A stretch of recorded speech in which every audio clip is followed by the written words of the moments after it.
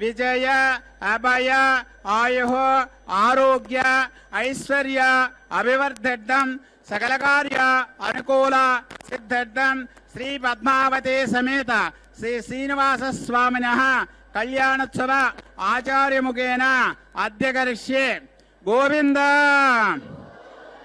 लक्ष्मी रमण गोविंद।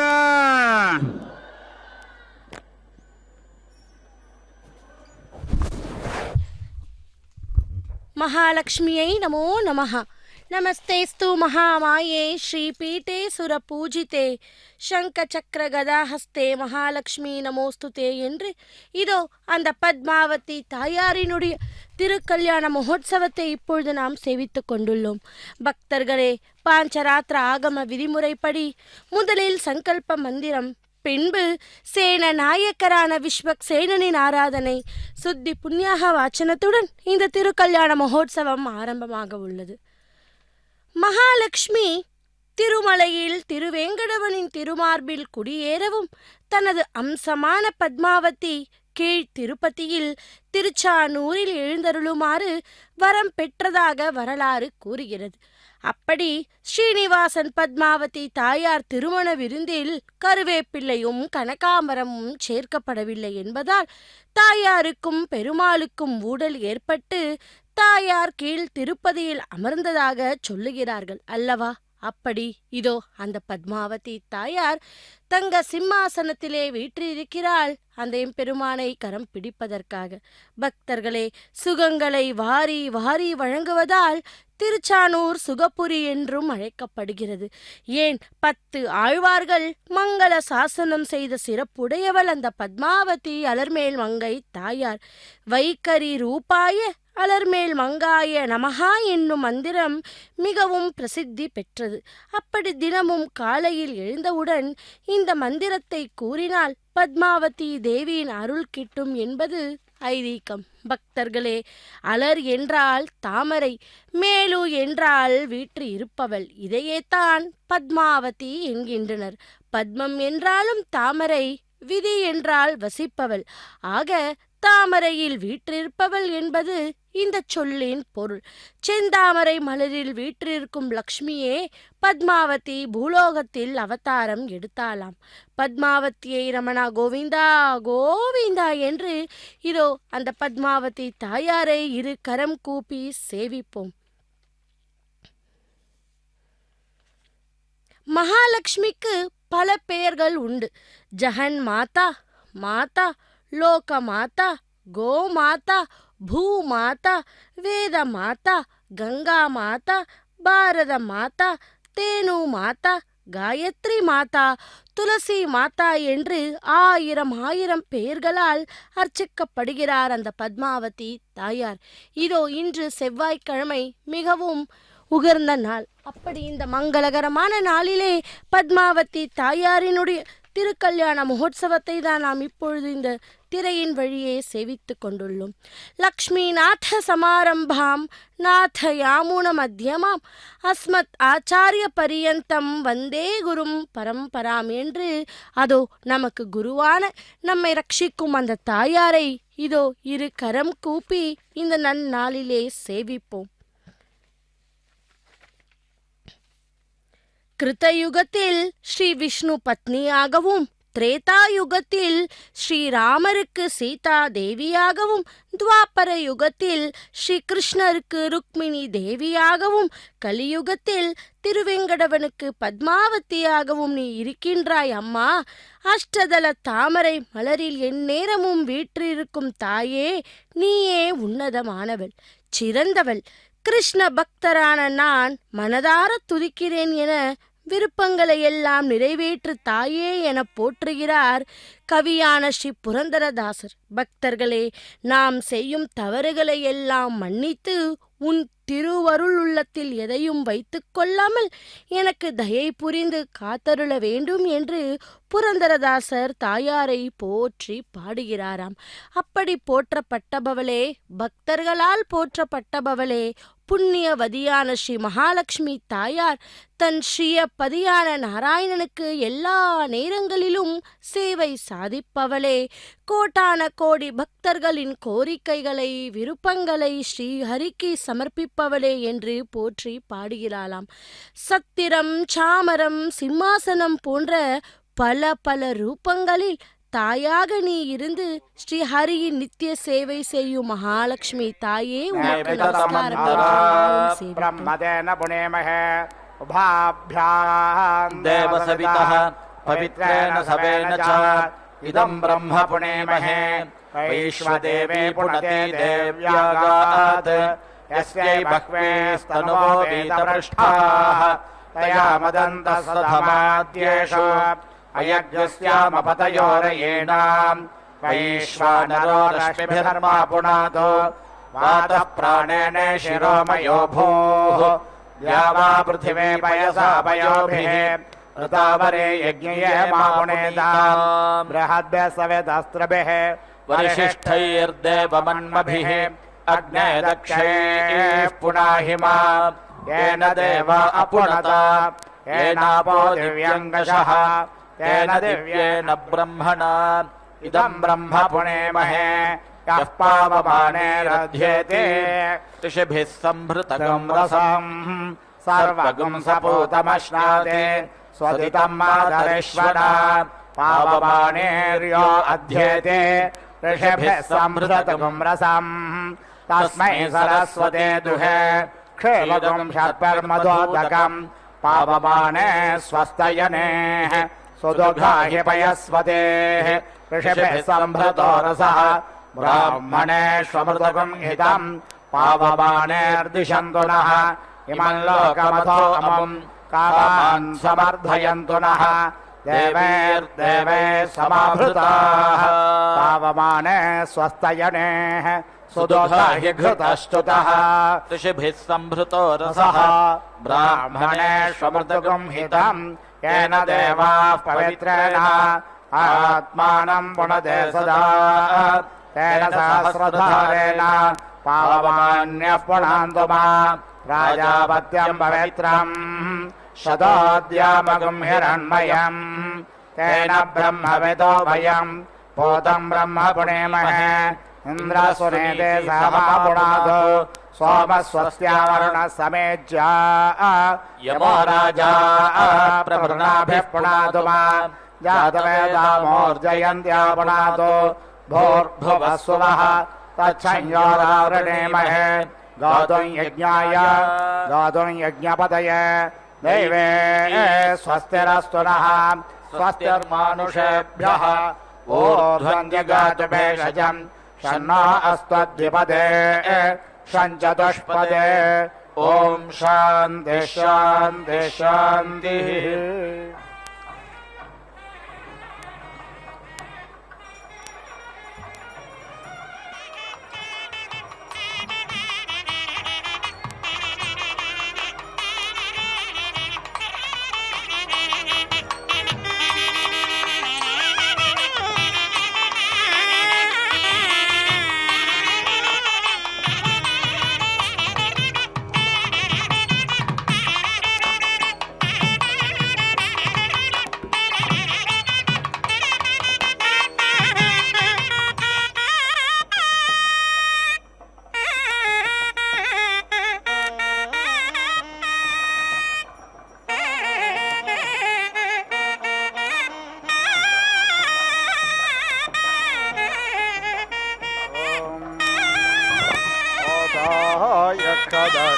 यक्षदस्तिनोच्छागस्य वपायामेदसो युषेदाग्हविर्होदर्यज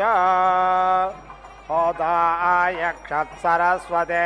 मेषस्य वपायामेदसो युषदाग्हविर्होदर्यज होदायक्षदिन्द्रमृषभस्य वपाय मेदसो जुषदाग्हविर्होदर्यज होदायक्षदश्विनौ सरस्वतीमिन्द्रज्ञ सुत्रमाणमिमे सोमाः सुरामाणश्चागैर्नमेषैर्षभै सुताः तष्पैर्नदोक्मभर्लाजैर्महस्वन्तो मदा मासरणपरिष्कृताः शुक्राः पयस्वन्तोऽमृताः प्रस्थितावो मधुश्चुतस्तानश्विना सरस्वतेन्द्रसूत्रामावृत्रः जुषन्दाग् सौम्यं मधु पिबन्दमदन्तव्यन्तः दर्यजा होता यक्षदश्विनोच्छागस्य हविष आत्ता मध्यमध्यतमेद उद्धृतं पुराद्वेषोऽभ्यः पुरा पौरोषेयागृभः घस्तान्नोणङ्घासे अज्राणायवस प्रथमानाग् सुमत्क्षरोणाग् शतरुद्रियोः नामग्निष्वात्तानां पीवोपवसनानां पार्श्वतश्रोः नितश्चेदमत उत्सादतोऽङ्गादङ्गादवत्ताना करत एवाश्विना जुषेदाग्हविर्होदर्यजा होता यक्षत्सरस्वते मेषस्य हविष आवयदद्यमध्यतो मेदोद्भृतं पुराद्वेषोऽभ्यः पुरा पौरोषेयागृभः घसन्नोणङ्घसे अज्राणायवस प्रथमानाग् सोमत्क्षाराणाग् शतरुद्रियो नामग्नेष्वात्तानां पिवोपवसनानां पार्श्वतश्रोणितस्येतमत उत्सादतोऽङ्गादङ्गादवत्तानां करदेवज्ञ सरस्वती जुषता अग्हविर्होदर्यजा होता यक्षदिन्द्रमृषभस्य हविष आवयदद्यमध्यतो मेद उद्धृतं पुराद्वेषोऽभ्यः पुरा पौरोषेयागृभः घसन्नोणङ्घासे अज्राणायवस प्रथमानाग् सुमत्क्षराणाग् शतरुद्रियोः नामग्निष्वात्तानां पीवोपवसनानां पार्श्वतश्रोणितश्चेदमत उत्सादतो गादङ्गादवत्तानां करदेवमिन्द्रो जुषताग्हविर्होदर्यजा होता यक्षद्वनस्पतिमभिः पिष्टतमयारभिष्ठया प्राशनया धृता यत्राश्विनोच्छागस्य हविषः प्रिय धामानि यत्र सरस्वत्यामेषस्य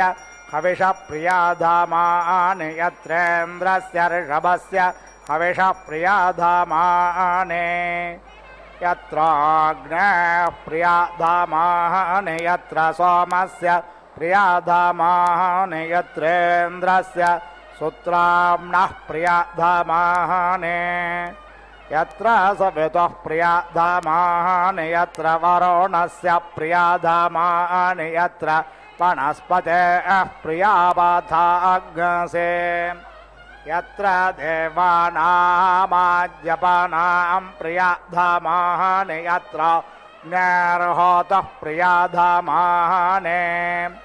तत्रैतान् प्रस्तुत्येवोपस्तुत्येवोपावस्रक्ष द्रभीयसैव कृत्वी करदेवं देवो वनस्पतिर्जुषताग् हविर्होदर्यजा होता यक्षदग्निस्वेष्टकृतमयो लग्निरश्विनो छागस्य हविषः प्रिया धामान्यया सरस्वत्यामेषस्य हविषः प्रिया धामान्यया लेन्द्रस्य ऋषभस्य हविषः प्रिया धामाने अयालग्नः प्रिया धामान्ययात् सोमस्य प्रिया धामान्ययालिन्द्रस्य सूत्राम्नः प्रिया धामाने अयात् सवितुः प्रिया धामान्ययात् वरुणस्य प्रिया धामान्ययात् वनस्पतेः प्रिया पाथाग्नसि अयाद्देवानामाज्यपानां प्रियाधामाने यक्षादग्नेर्होतः प्रियाधामाने यक्षस्वं माहिमानमाय जतामेज्य ऋषक्रणोतु स्वाध्वरा जातवेत्वा जुषता अग्नाहविर्होदर्यजा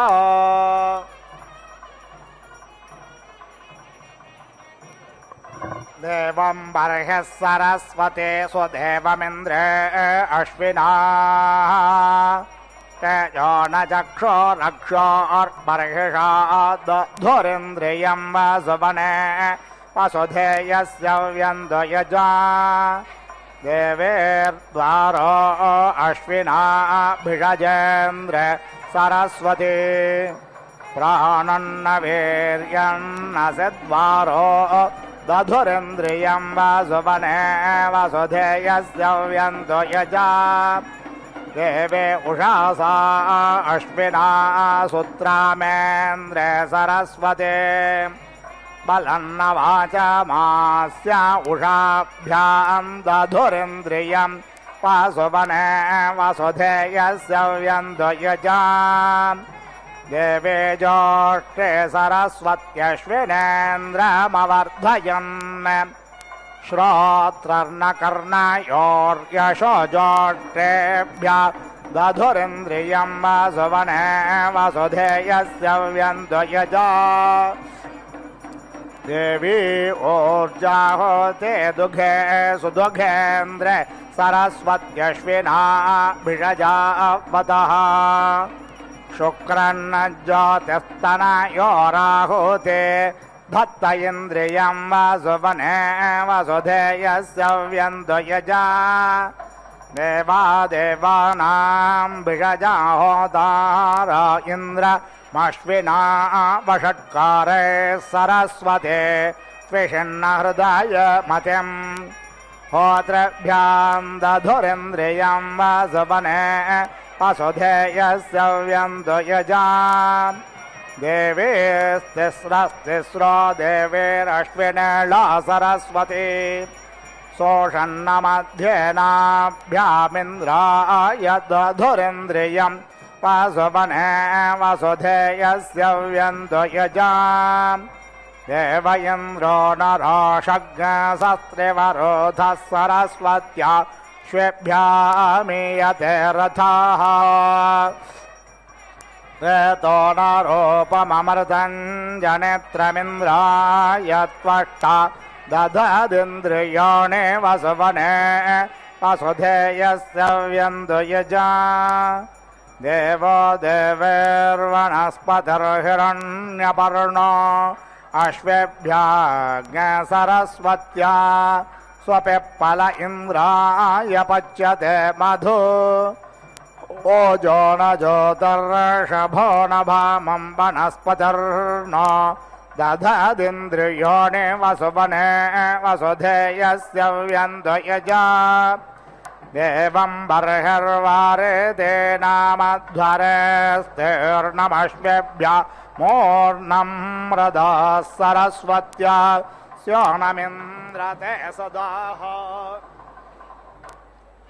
ईशाये मन्यज्ञराजानं बर्हिषा दधुरिन्द्रियं वसुवने वसुधेयस्य व्यन्दयजा देवो अग्नस्वेट्टकृद्देवान्यक्षत्यथा यथग् होतारा इन्द्रमश्विना वाचा वाचज्ञ सरस्वती मग्नज्ञ सोमज्ञ स्वेट्टकृत् स्वेट्ट इन्द्रसूत्रमा सविता वरुणो भिषगिष्टो देवो वनस्पति स्वेट्टा देवा अजपाः स्वेट्टो अग्निरग्निनाहोदाहोत्रे स्वेट्टकृद्यशो न दधदिन्द्रियमोर्जमपचितिग् स्वधां वसुवने वसुधेयस्य व्यन्दयजा अग्निमद्याहोतारमवृणेत यं यजमानः पचन् भक्तेः पचन् पुरोडाशान् बध्नन्नश्वेभ्यां चागग्ग सरस्वत्यै मेषमिन्द्राय ऋषभम् सुन्वन्नश्वेभ्यां सरस्वत्या इन्द्राय सुत्राम्ने सुरासोमान् सोपस्था अद्य देवो वनस्पतिरभवदश्वेभ्यः छागेन सरस्वत्यै मेषेणेन्द्राय वृषभेण अक्षगस्तान्मेदस्तः प्रतिपचता गृभिः शतावे वर्धन्त पुरोडाशैरपोरश्विना सरस्वतेन्द्रसूत्रामा सुरासोमान् त्वामद्य ऋषयर्षेणान्नपादवर्णेतायै यजमानो बहुभ्यः असङ्गतेभ्यः एष मे देवेषु वसुभार्या यक्षत इति ताया देवादेवदानां यदुस्तस्मा यस्मा आजशाश्वाज गुरस्वेषितश्च होतरसे भद्रवाच्याय प्रेषितो मानुषसूक्तवाकाय सूक्ता ब्रूहि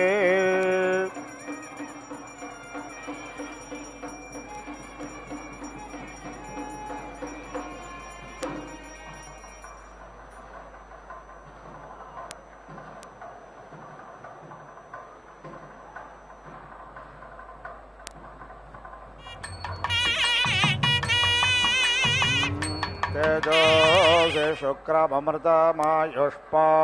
आयुर्मे पाहि देवस्य त्वा सवितुः प्रासावेश्विनोर्बाहुभ्यां भूष्णो हस्ताभ्यामाददे इमामगृभ्रं रशनामृतस्य पूर्व आयुषे निदधेषु कव्या सा नो अस्मिन् श्रुत आबभूवर्तस्य सामन् सरमारपन्ते अभिधासे भुवनमसे यन्तासे धर्ता सत्त्वमग्निं वैश्वानरज्ञ सप्रससङ्गच्छ स्वाहा कृतस्वगात्वा देवेभ्यः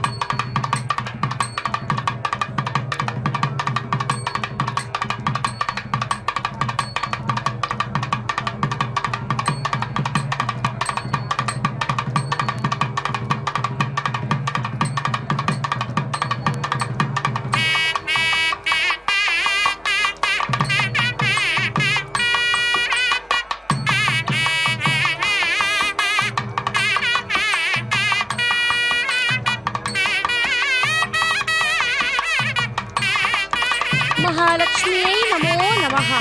பக்தர்களே, இதோ திருச்சானூரிலிருந்து நேரடி ஒளிபரப்பில் பத்மாவதி தாயாரினுடைய திருக்கல்யாண மகோத்சவத்தை நாம் இப்பொழுது ஸ்ரீ வெங்கடேஸ்வரா பக்தி தொலைக்காட்சியின் மூலம் சேவித்துக் கொண்டுள்ளோம். விஷ்ணு பத்னி ஜஹன் மாதா விஷ்ணு வக்ஷஸ்தல ஸ்திதே பத்மாசனே பத்மஹஸ்தே பத்மாவதி நமோஸ்துதே என்று அந்த தாயாரையும் எம்பெருமானையும் சேவிப்போம். பக்தர்களே, இதோ பத்மாவதி தாயாரின் திருக்கல்யாண உற்சவத்திலே இப்பொழுது கன்னியாதானம் என்கிற அந்த நிகழ்வை சேவிக்க உள்ளோம்.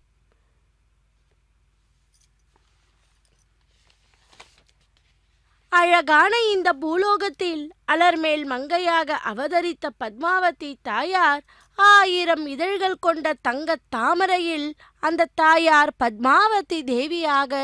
அவதரித்தது சிறப்பாகும். அப்படி இந்த அற்புத அவதாரத்தை குறித்து ஸ்ரீனிவாசனாக திருவேங்கடமுடையான் ஸ்ரீனிவாசனாக எவ்வாறு ஆனார் என்பதனை நாம் தெரிந்து கொண்டாலே போதும். हन्ता असि इति सः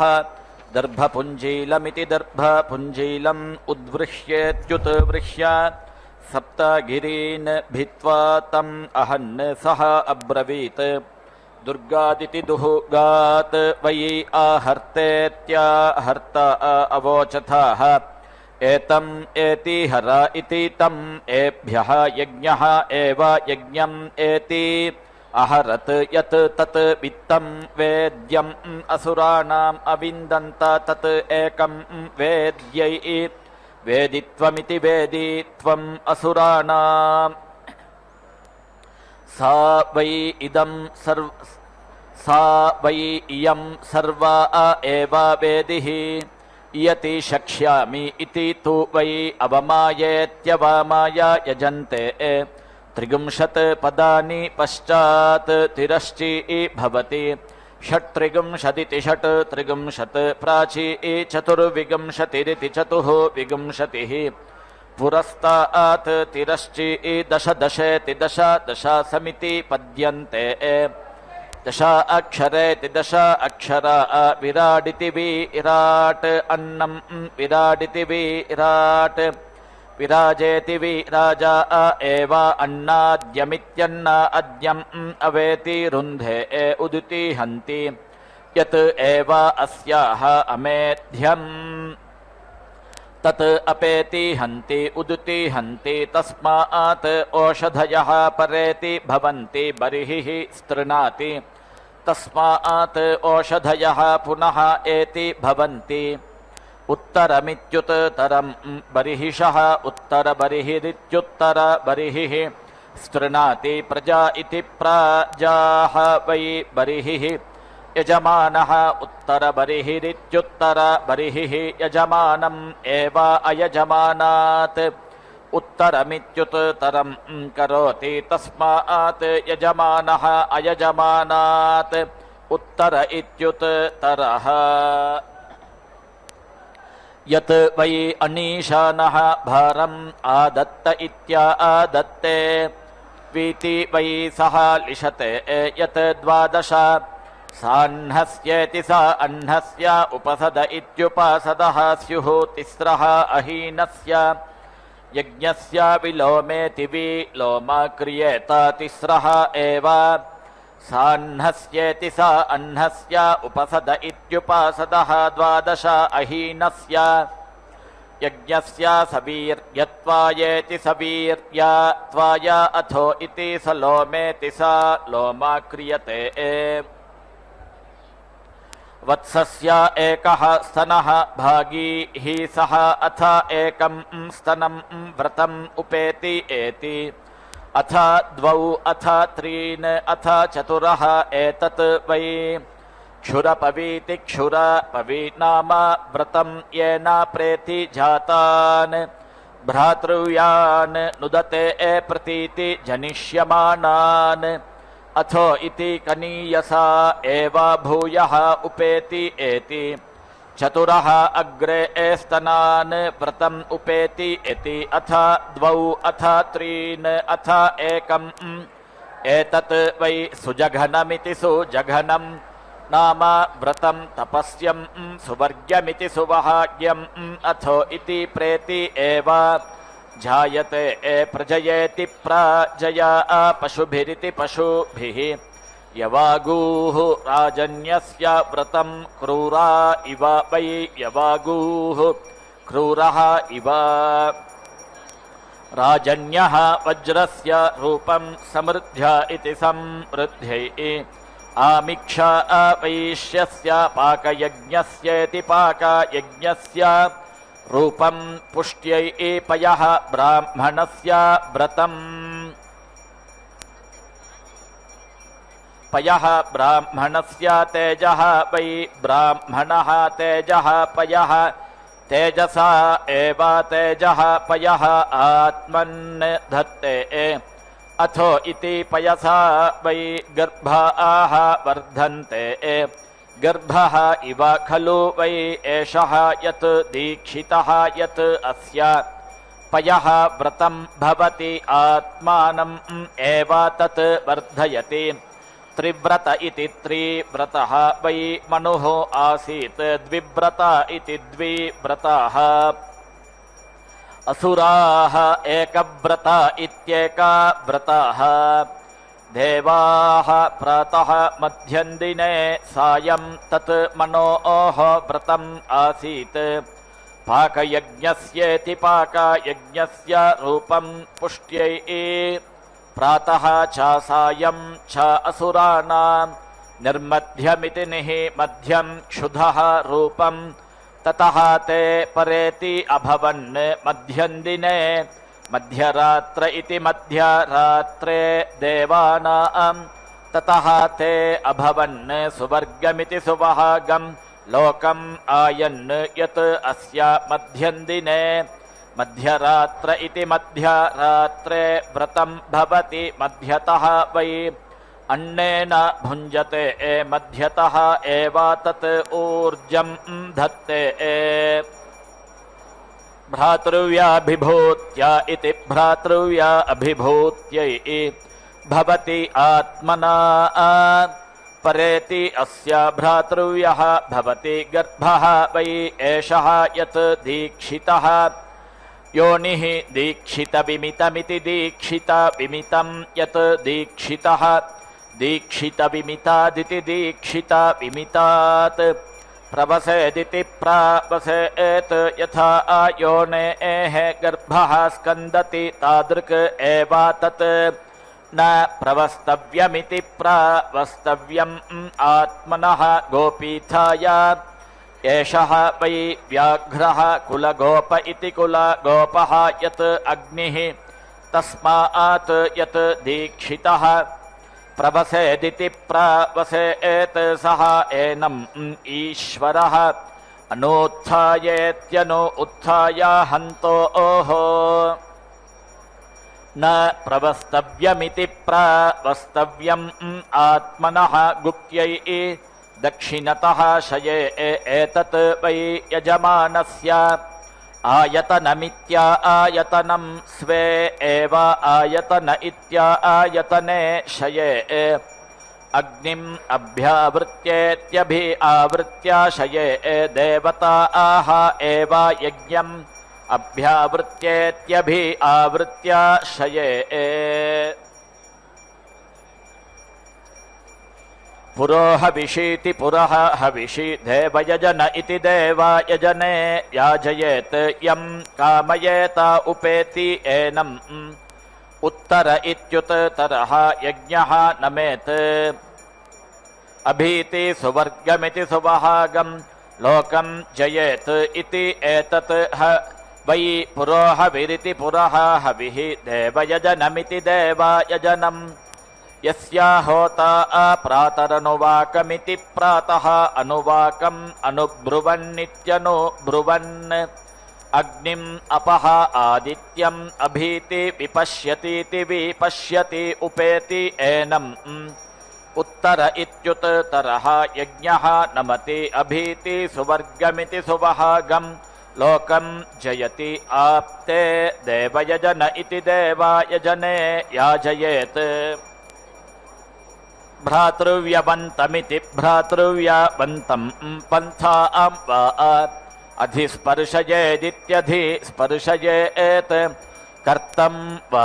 यावत् न अनसे यात वै नारथाय एतत् वै आप्तं देवयजनमिति देवायजनम् आप्नोति एव भ्रातृव्यं न एनं भ्रातृव्यः आप्नोति एको उन्नत इत्येक उन्नते देवयजन इति देवायजने याजयेत् पशुकाममिति पशुकामम् एको उन्नतादित्येक उन्नतात् वै देवयजनादिति देवायजनात् अंगिरसः पशून् असृजन्त अन्तरा सदोहविर्धाने इति सदः हविर्धाने उन्नतमित्युत नतं स्यात् एतत् वै एको उन्नतमित्येक उन्नतं देवयजनमिति देवायजनं पशुमानिति पशुमान् एव भवति त्र्युन्नत इति त्रि उन्नते देवयजन इति देवायजने याजयेत् सुवर्गकाममिति सुवर्गकामं त्र्युन्नतादिति त्रि उन्नतात् वै देवयजनादिति देवायजनात् अंगिरसः सुवर्गमिति सुवहागं लोकम् आयन् अन्तरा आहवनीयमित्या आहवनीयं च हविर्धानमिति हविः धानं च उन्नतमित्युत नतं स्यात् अन्तरा हविर्धानमिति हविः धानं च सदः च अन्तरा सदः च गार्हपत्यमिति गार्हपत्यं च एतत् वै त्र्युन्नतमिति त्रि उन्नतं देवयजनमिति देवायजनं सुवर्गमिति सुवहागम् एव लोकम् एति प्रतिष्ठित इति प्रतिष्ठिते देवयजन इति देवायजने याजयेत् प्रतिष्ठाकाममिति प्रतिष्ठाकामम् एतत् वै प्रतिष्ठितमिति प्रतिष्ठितं देवयजनमिति देवायजनम् यत् सर्वतः समं प्रतीति एव तिष्ठति यत्र अन्या अन्या इत्यन्याः अन्याः ओषधयः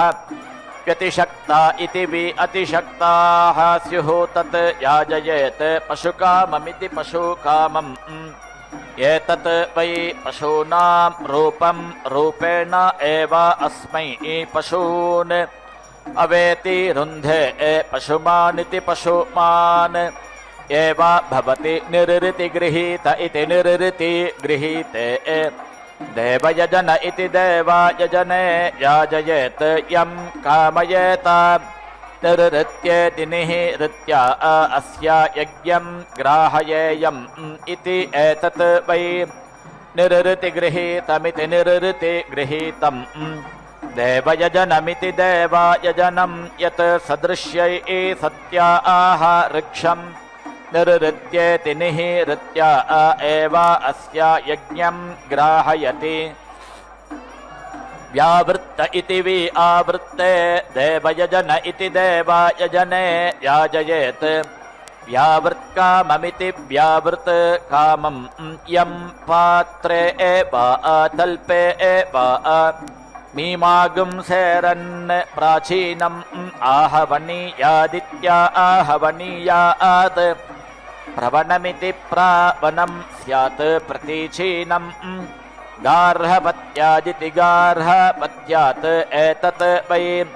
व्यावृत्तमिति वि आवृत्तं देवयजनमिति देवायजनं पीति पाप्मना भ्रातृव्येण एति वर्तते न एनं पात्रे न तल्पे मीमागुं सन्ते कार्ये देवयजन इति देवायजने याजयेत् भूतिकाममिति भूतिकामं कार्यः वै पुरुषः भवति एव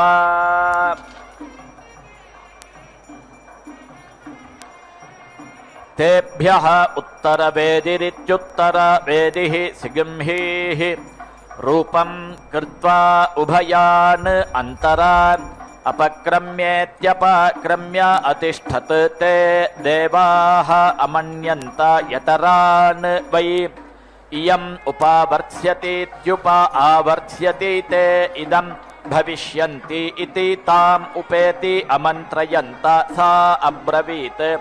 परं वृणै सर्वान् मया कामान् वीति अश्न्यवथ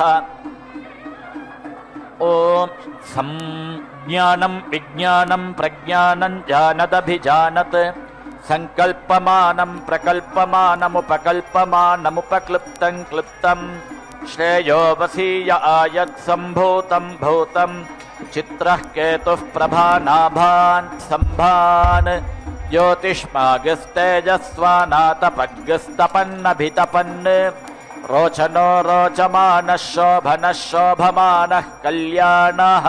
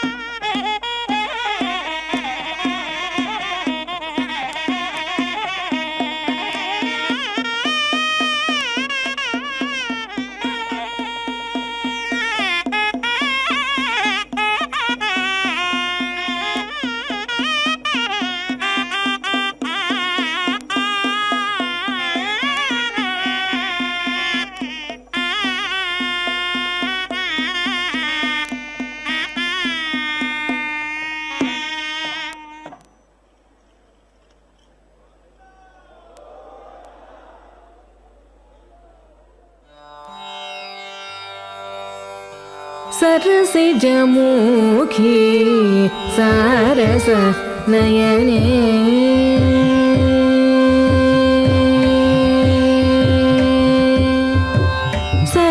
सरसिजमुखी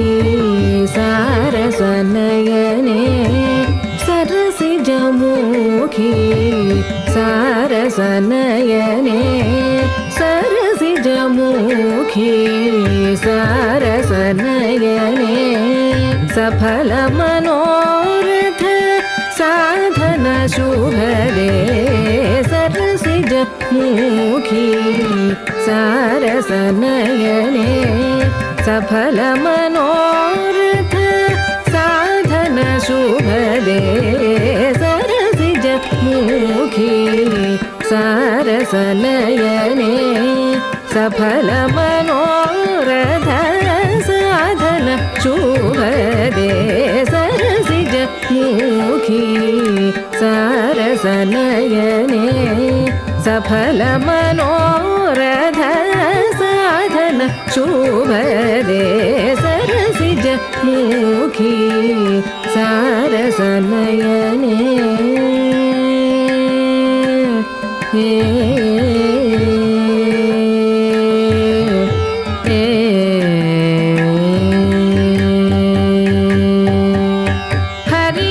हरिवक्षस्थल स्थिर निवासिनी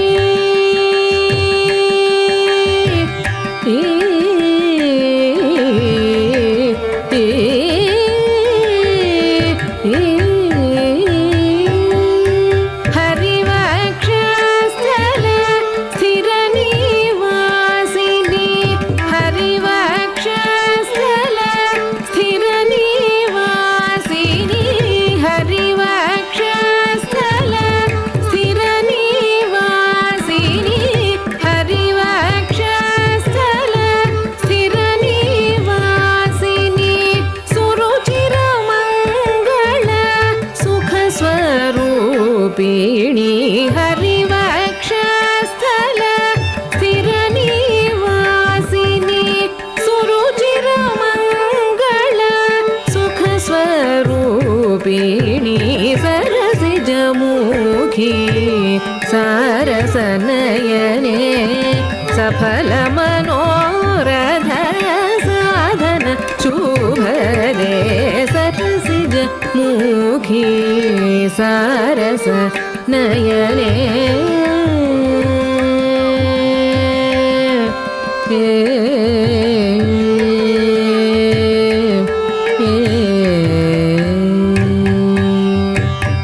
भवभयभञ्जनी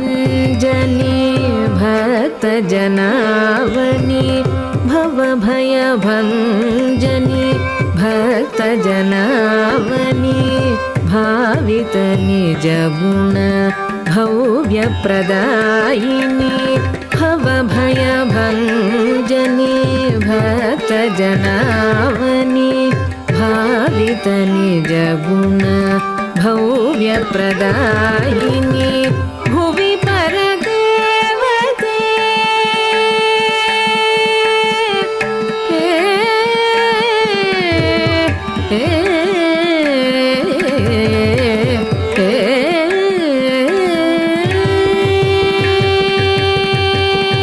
भुवि परदेवते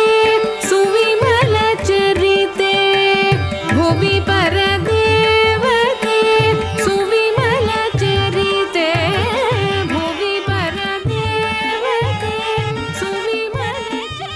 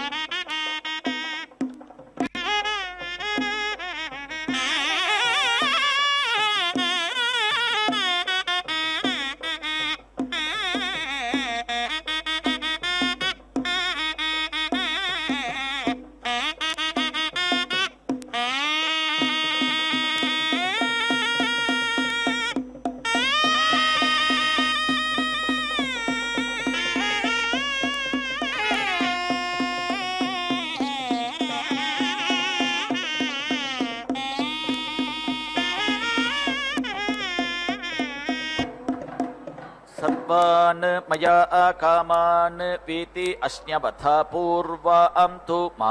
अग्नेः आहुतिरित्याहुतिः अश्न्यवतै इति तस्मात् उत्तरवेदिमित्युत्तरवेदिं पूर्वाम् अग्नेः व्याघारयन्तीति वि आघारयन्ति वारे वृतमिति वारे वृतं हि अस्यै शम्यया परीति मिमीते मात्र एव अस्यै ईसा अथो इति युक्तेन एव युक्तम् अवेति रुन्धे वित्तायनीति वित्त अयनी मे असि इति आह वित्ता हि एनान् आवत् तिक्तायनीति तिक्ता अयनी मे असि इति आह तिक्तान् हि एनान् आवत् अवतात् मा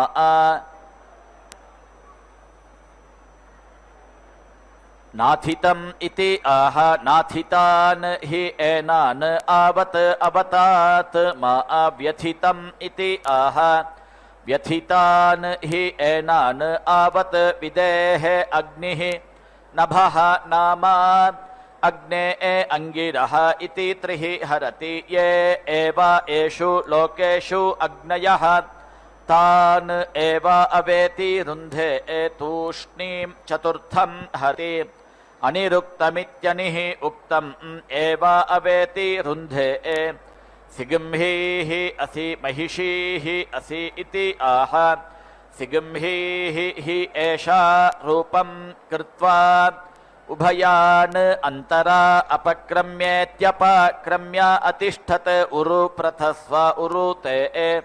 यज्ञपतिरिति यज्ञपतिः प्रथताम् इति आह यजमानम् एव प्रजयेति प्राजया पशुभिरिति पशुभिः प्रथयति ध्रुवान् असि इति समिति हन्ति धृत्यै देवेभ्यः शुन्धस्व देवेभ्यः शुम्भस्व इति अवेति च उक्षति प्रेति च किरति शुद्ध्यै इन्द्रघोष इति इन्द्रघोषः त्वा वसुभिरिति वसुभिः पुरस्तात् पातु इति आह दिग्भ्य इति दिग्भ्यः एव एनां प्रेति उक्षति देवान् च इत उत्तरवेदिरित्युत्तरवेदिः उपाववर्तीत्युप आववर्ति इह एव वीति जयामहै इति असुराः वज्रम् उद्यत्येत्युतयत्य देवान् अभीति आयन्तान् इन्द्रघोष इति इन्द्रघोषः वसुभिरिति वसुभिः पुरस्तात् अपेति यो दीक्षामतिरेचयति सप्ताहं प्रचरन्ति सप्तवैशीर्षण्याः प्राणाः प्राणादीक्षा प्राणैरेव प्राणान् दीक्षामवरुन्धे पूर्णाहुतिमुत्तमाञ्जुहोति सर्वं वै पूर्णाहुतिः सर्वमेवाप्नोति अथो इयं वै पूर्णाहुतिः अस्यामेव प्रतिष्ठति ॐ नारायणाय विद्महे वासुदेवाय धीमहि तन्नो विष्णुः प्रचोदयात् स्वाहा ॐ महादेव्यै च विद्महे विष्णुपत्न्यै च धीमहि तन्नो लक्ष्मीः प्रचोदयात् स्वाहा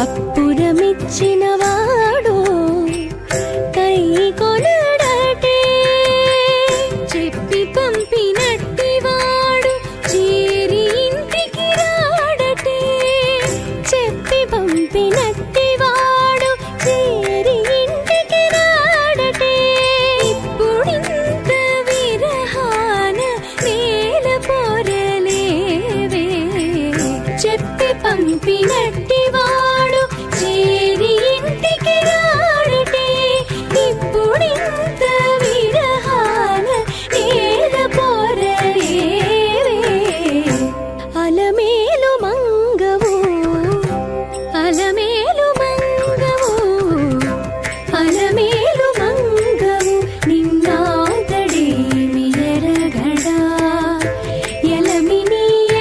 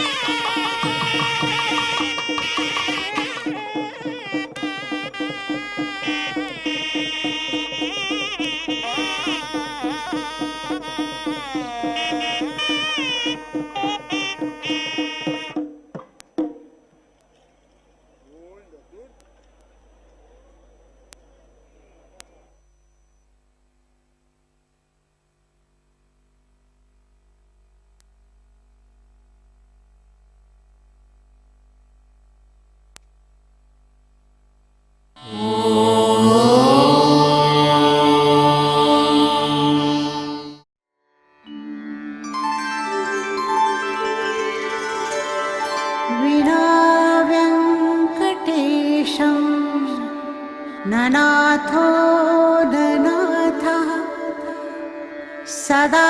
वेङ्कटेशं स्मरामि स्मरामि हरे वेङ्कटेश प्रसीद प्रसीद प्रियं वेङ्कटेश प्रयच्छ प्रयच्छ